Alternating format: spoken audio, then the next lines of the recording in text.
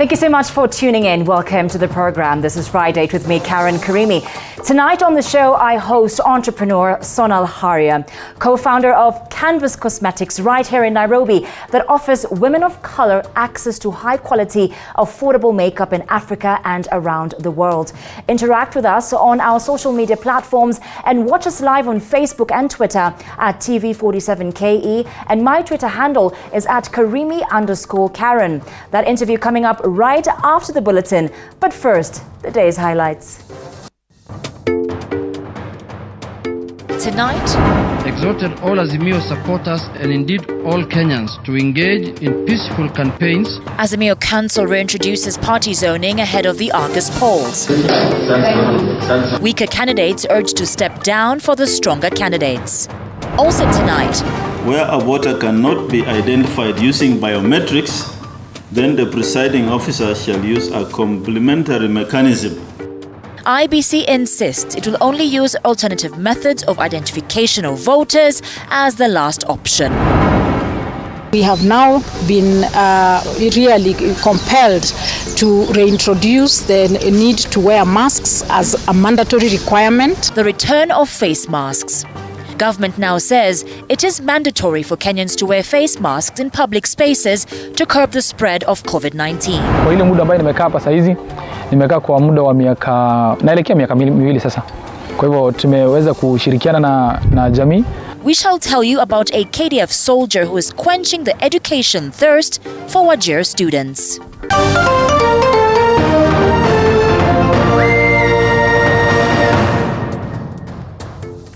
This is Friday. Welcome to the program. Anwai Rimo is our sign language interpreter tonight. To our top story, the Azimio Coalition Council has resolved to ring-fence selected regions across the country in a new strategy meant to consolidate the coalition's votes ahead of the August 9 poll. The new strategy, adopted during the second coalition council meeting chaired by party leader Raila, will use opinion polls to eliminate weak candidates in favor of popular ones, a move likely to trigger a major political backlash.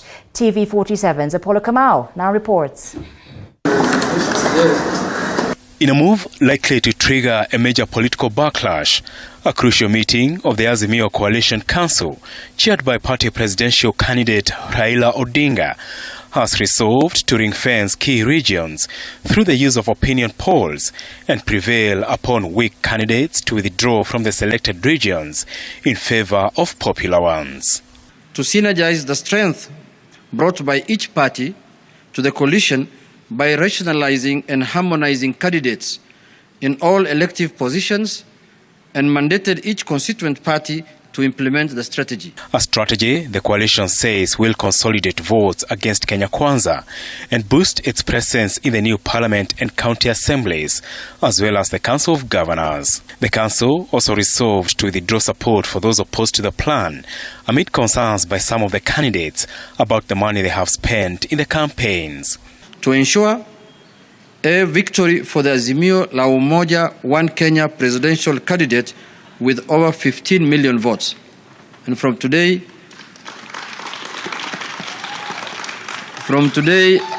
we are starting what is called 15 million strong. Sources inside the meeting said communication to those affected has already begun, with key regions already mapped out in Western, Kisii in the larger Nyanza region, Kitui, Machakos, and selected counties at the coast. The council has further mandated the National Coalition Executive Committee, led by Kakamega Governor Wycliffe Oparanya, together with the Presidential Campaign Secretariat, to submit a report on the IEBC gazetted voters register on Tuesday next week, while calling for peaceful campaigns. The rubber stamping of the Azimio shake-up by the council this Friday is meant to ward off their rivals Kenya Kwanza in key battlegrounds, a move also meant to bolster their numbers as the August 9 election campaigns enter the home stretch. Apol Kamau, TV47, at the KICC in Nairobi. Also tonight, the IEBC insists it will only use alternative methods of identification of voters as the last option. IEBC Chair Wafula Chebukati, however, says no voter will be turned away in a polling centre if the voter is registered. The electoral body will meet presidential candidates on Wednesday next week to address some of the issues raised. Elizabeth Mutuku now reports from Kwale. Addressing an editors' workshop in Kwale County, IEBC Chairman Wafula Chebukati has insisted that the Commission will use the electronic voter identification and transmission. Chebukati, however, says the Commission can only use other methods as the last option. Where a voter cannot be identified using biometrics, then the presiding officer shall use a complementary mechanism of alphanumeric search in the presence of agents, and the voter shall fill Form 32A before being issued with 6 ballot papers. And 3, the presiding officer will resort to the use of printed register of voters after approval from the Commission upon confirmation that Kim's kit has completely failed and that there is no possibility of repair or replacement. Azimio la Umoja One Kenya Coalition Party presidential candidate Raila Odinga has questioned IEBC's decision to revert to use of manual voter register.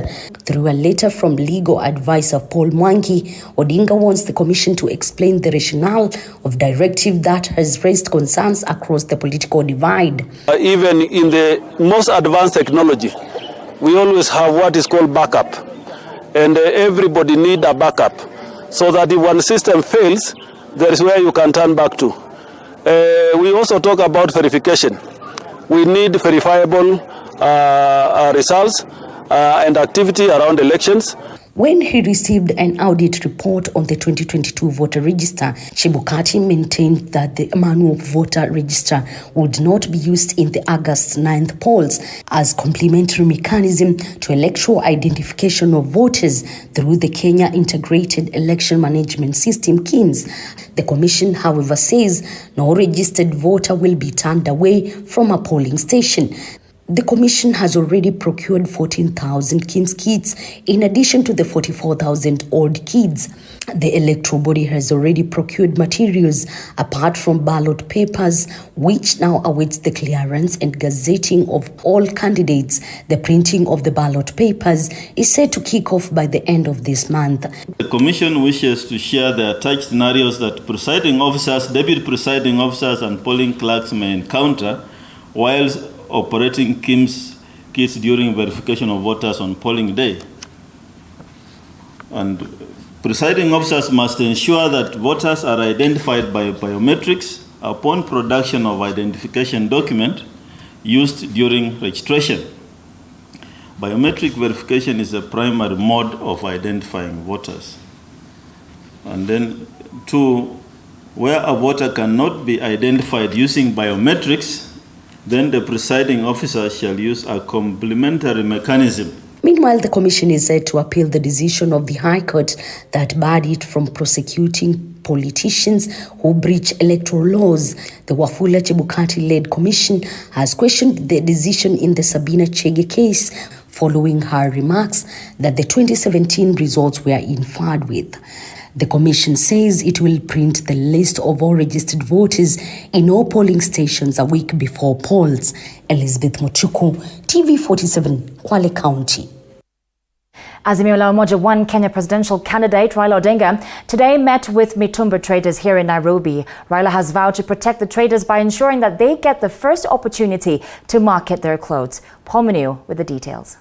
Azimio la Umoja flag bearer Raila Odinga today met mitumba traders weeks after he faced a backlash over remarks that were deemed unfair to the trade. Mitumba trade is not just a business, it is a need that is in the society.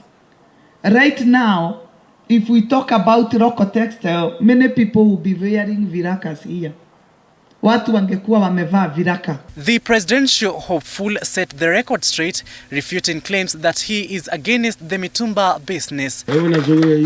Mambo ya mwisho, mambo hii nilikuwa najua wale wapinzani wangu unazuru kila mahali kusema ati Raila amesema ati wale watu ambao wananua mitumba wanavaa nguo ya wafu si nini, yote ni takataka. Nataka hiyo porojo na propaganda ikwishe. Tunataka kishimimina kama tutatembea pamoja na nyinyi. According to Raila, if elected president, he will revamp the textile industry in the country and create more jobs for the youth, promising to incorporate mitumba traders in the project. Tulisema tunataka kufufusha viwanda vyetu vya kutengeneza nguo hapa, na hiyo itachukua muda. Kwanza mpaka tujenge viwanda, pili tutaanza kulima pamba na kadhalika, alafu tukizini hapo tutakuwa na vile mitambo ambayo inatengeneza nguo za kisasa, na hizo mitambo zikitengeneza hizo nguo ili navyojua. Raila was speaking during a meeting with the leadership of mitumba traders, where he signed a memorandum of understanding that will bring meaningful reforms in the sector. The mitumba traders had their pleas including modernization of Gikomba market, solutions to the perennial fire disasters at the Gikomba market, establishment of fire station at the Gikomba market, among others. The mitumba business will not stop. This, according to the Azimio's presidential candidate Raila Odinga. Rather, his government will make reforms to revive the local textile industries. Paul Munio, TV47, Nairobi. Azimio la Umoja running mate Martha Karua today took her campaigns to Nakuru County, where she held a meeting with the Kikuyu community, where she advocated for peaceful campaigns. Chichi Josephine reports. Azimio One Kenya running mate Martha Karua today took the Azimio gospel to Nakuru County. Karua held a meeting with members of the Gikuyu community at Lockwood Grounds, Greenstead area in Nakuru County, where she delivered a bag full of goodies. Tutaangalia ni sehemu gani ya nchi yetu, ni sehemu gani ya county imewachwa bila maendeleo. Ndivyo watu wa Kuresoi, wa Olenguruani na mahali nyingine wasiseme mabarabara haiko kwao. She promised residents that the Azimio government will prioritize security, agriculture, education, health through Baba Care program, among others. Serikali ya Azimio iko na mpango wa bima inaitwa Baba Care. Kila Mkenya akiwa under Baba Care, unaingia tu hospitali kuandikiwa, kupatiwa dawa, kukaguliwa na kwenda. Itakuwa jukumu letu kuona hospitali zote ziko na vifaa vya kukagua ugonjwa na za kutibu. On his part, Nakuru County Governor Ali Kinyanjui called on residents to make wise decisions and elect leaders of integrity in the August polls. Voting or decisions or political decisions are about interests and not short-term interests like a t-shirt or who has billboards all over, but long-term interests of a community. And therefore we must align our people together with the interests that are going to safeguard their property, themselves, and also the future as we see it. And we see that to be in Azimio. Safari ambayo imebakia ni safari fupi. Na tunachohitaji wakati huu ndugu zetu ni umoja wetu na tuwe na lengo, ushindi wa Azimio la Umoja. Chichi Josephine, TV47. Mombasa gubernatorial candidate Mike Sonko and Kiambu senatorial aspirant Karua have received a reprieve after the High Court ruled that it lacks jurisdiction to hear cases of Sonko. Thangwa and Samuel Arama, the three-judge bench led by Justice David Machanja, said that the petitions were filed prematurely. Meanwhile, in Kakamega, the court has dismissed the plea of Cleophas Malala to be gazetted in the IEBC register as a gubernatorial candidate in the county until a case filed by two residents challenging his academic credentials is heard and determined. Judge Paul Otieno says Malala's case will be heard on Monday next week and deliver ruling on whether he will be gazetted as a gubernatorial candidate or not. Is petition challenging that decision? It is challenging what informs the decision. No. Is it challenging the decision of 19? Not entirely. It is not challenging the decision of 19. Certainly. So, as we have said, this one is premature, and it cannot be served for one day.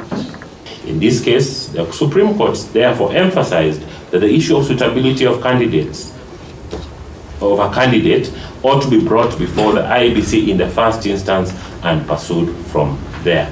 Applying the above principles to the case at hand, we hold that the cases concerning the named Michael Sonko, Paul Tango, and Samuel Arama were presented to the court prematurely.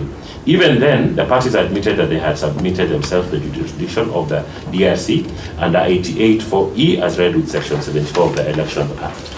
And since the DRC process has been invoked, it must be allowed to run its course. The jurisdiction of this court should not be invoked until that process is exhausted. This is what the court stated in International Policy and Conflict and others versus Attorney General, that where there exist sufficient and adequate mechanisms to deal with a specific issue or dispute by other designated constitutional organs, the jurisdiction of the court should not be invoked until such mechanisms have been exhausted. 2 people have died and 3 others are nursing serious injuries after a building that was under construction collapsed in Kitengela, Kajiado County. It is alleged that the contractor did not follow due process, with the police launching a probe into the matter. Chepta Boyd with the details. 2 people have died and 3 others continue to receive treatment in hospital after a building collapsed in Kitengela, Kajiado County, killing the 2. According to Isinya Deputy County Commissioner Justus Musau, 11 people escaped death narrowly. These here are items belonging to one businesswoman who was selling tea at the site. Mimi nilikuwa juu. Nikiwa juu kuko na watu walikuwa chini wakifanya kazi chini. Sijajua chini ni nini imeendelea. Nimesikia tu ghorofa imeteremka nikiwa second floor. Kulikuwa na wafanyikazi 13, 11 wakafaulu kutoroka, lakini 2 wakabanwa katika vipusi hivi ambavyo vinaendelea kutolewa. According to residents, this building collapsed at around 10 a.m. in the morning. We are not happy as the representative of the people. First of all, I have been informed that this building is not approved at all. It has 0 documents. Unapewa kipimo kubwa, unaambiwa umalize, na mwenye amekusimamia ndio anakuambia unje. Kama unatoa maoni unatolewa. Experts say materials used in the construction process were substandard. The materials which are actually being used in constructing this site do not conform to the standards.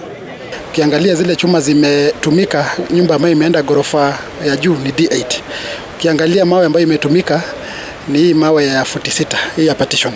It is alleged these were classrooms under construction, and police say they have launched a probe into the matter. More buildings have been collapsing in the recent past, killing hundreds and maiming many more. According to data, there are more unlicensed buildings that are at the risk of collapsing.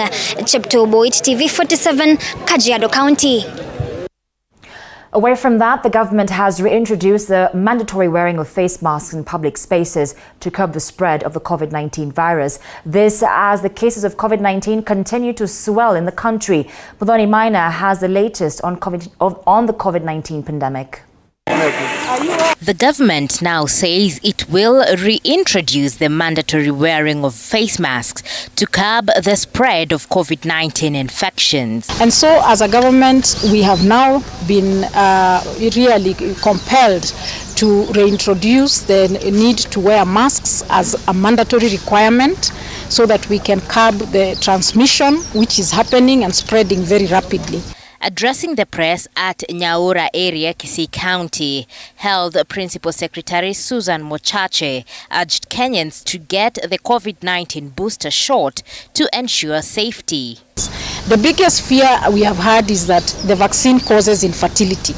But we have been vaccinating for about 2 years now. People who have been vaccinated are leading normal lives.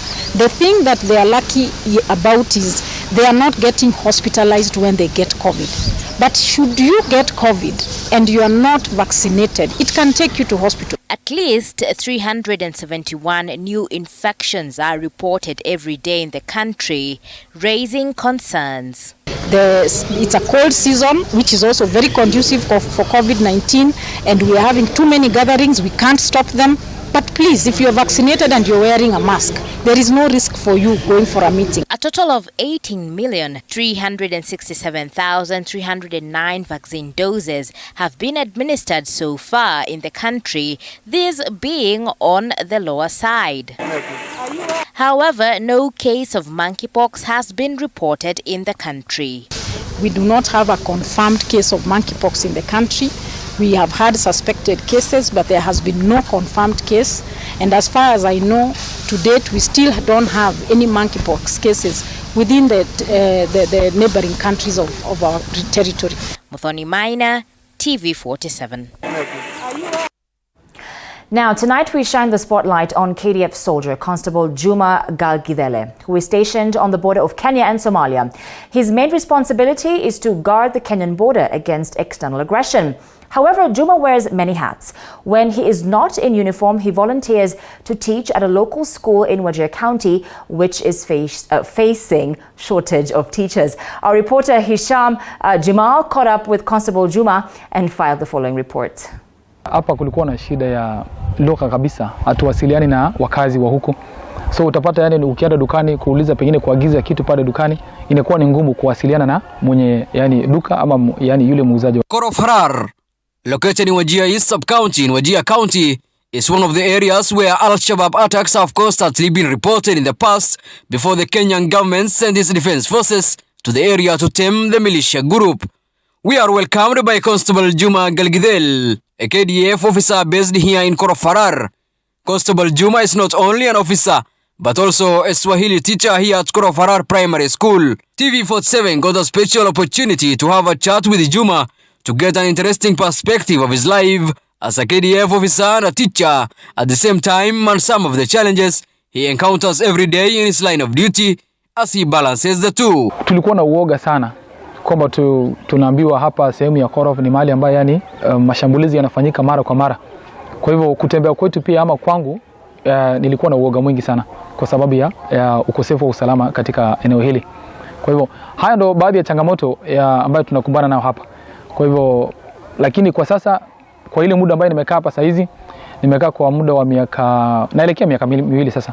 Kwa hivyo tumeweza kushirikiana na jamii na wakazi wa huku si watu wabaya kulingana na venye tulikuwa tunaambiwa. Uko wapi?